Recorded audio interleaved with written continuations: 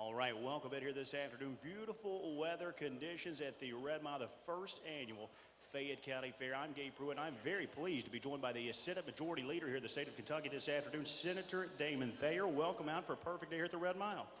This is great, Gabe, to come out to the Red Mile and see this huge crowd out here for the Fayette County Fair and for the Kentucky Sire Stakes Championship Day. What a great day. It's Chamber of Commerce weather and one of my favorite racing days of the year. I come every year. Yes, you do indeed. You're a great supporter, obviously, of the program. Now, let's take care of the important business first before we dive into some of the specifics. Happy birthday to you. It's your birthday here this afternoon, and we threw you a pretty nice party. Thanks. It's great to be here, and couldn't think of a better way to spend my birthday than at the races here at the Red Mile. I know you're like me. You like a day at the tracks. There's nothing wrong with that. The revitalization of the Kentucky Sire Stakes, you have played a major role in that, Senator Thayer. We recognized, obviously, we had a problem 4 or 5 years back. Many stallions had left the state for greener pastures where they have expanded gaming and a lot more revenue.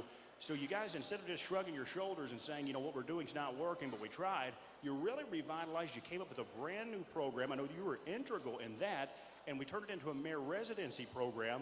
And I know, as Chairman Kling mentioned a bit earlier, the numbers have skyrocketed. It's been obviously a big success. We've got all these full fields here. Just to take a look at one number, I know in 2014, 69 yearlings were nominated to the program. This year, just shy of 500. So it's been a rapid growth. I'm sure you couldn't even have dreamed about how successful this could have actually been.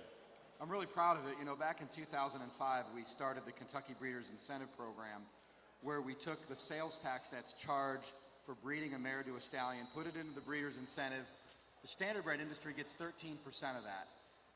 The standardbred industry chose to put that towards the Kentucky Sire Stakes, and in the hopes that it would attract top stallions to Kentucky.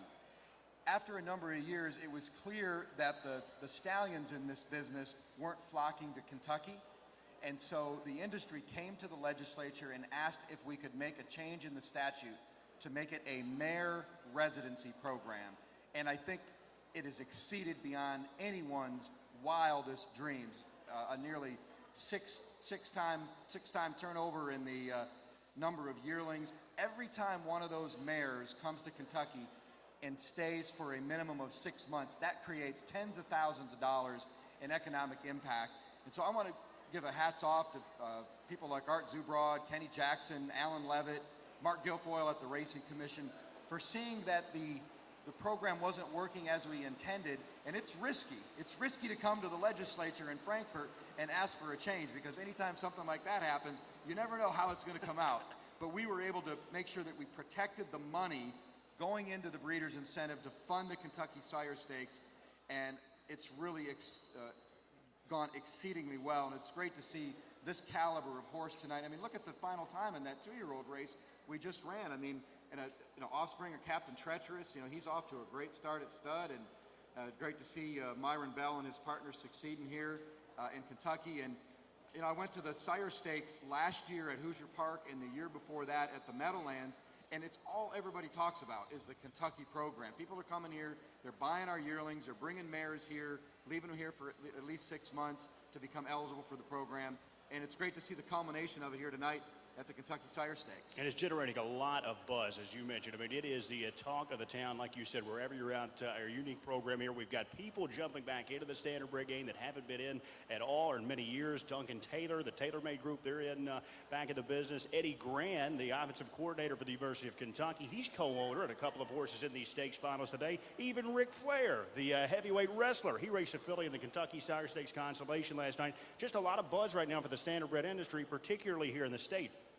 Yeah, it's really something that I'm proud of. What a great team effort from the standardbred industry, the racetracks, Joe Costa and his team at the Red Mile. And I'm really excited about this new $1 million race coming to the Red Mile next year.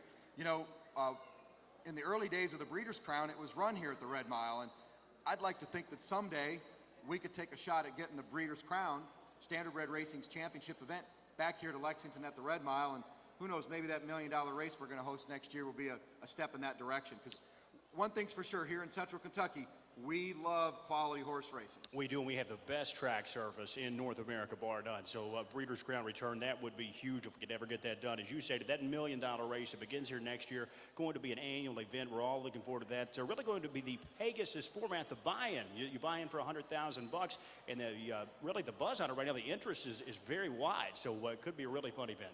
It's a great concept.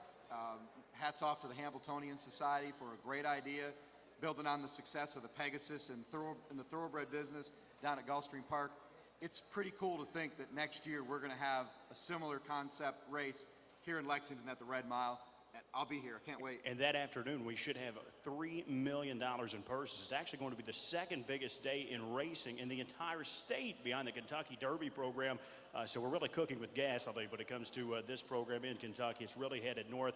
I know one of your passions that maybe you've been obviously looking into, you obviously spoke out at the Sports Betting Symposium out of Keeneland. Now, I know this is going to come as a complete shock, but we have a lot of gamblers here in the building today, and we have a lot watching on this broadcast. What do you think about sports betting in Kentucky, the future, and maybe how it's going to relate to the horse industry as well?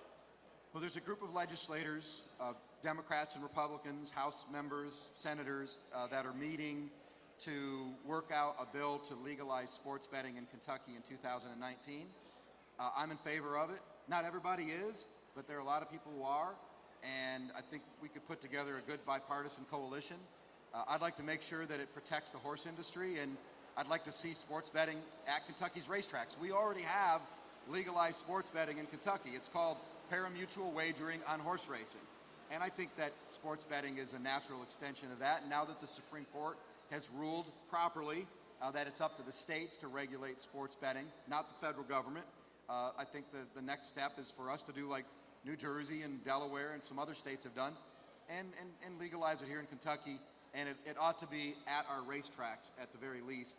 It's worked out very well so far in New Jersey. And I know West Virginia's passed it. Indiana and Michigan are looking at it. So I think it's something we ought to take a look at in the next session. All right, well, that should be interesting to see. I'm sure you have plenty of work cut out in all sorts of different avenues, not just sports betting. Now, you're from Michigan originally, Michigan State alumni. I know you've been in the state senate since 2003, but a lot of folks watching this broadcast, you were a good friend to our very best in this industry, Sam McKee. Talk to us about Sam. You guys worked together, I believe, nearly 30 years ago in Michigan. Yeah, that's right. I wasn't born in Kentucky, but I came as soon as I could, Gabe.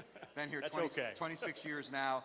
I got my start working at the old Detroit race course, and I worked with Sam McKee. He was our announcer there for a couple of seasons, and he was a great thoroughbred announcer, too. I know he's famous for his work in the harness business, of course, calling Grand Circuit here at the Red Mile, and he's such a loss. He's such a good guy.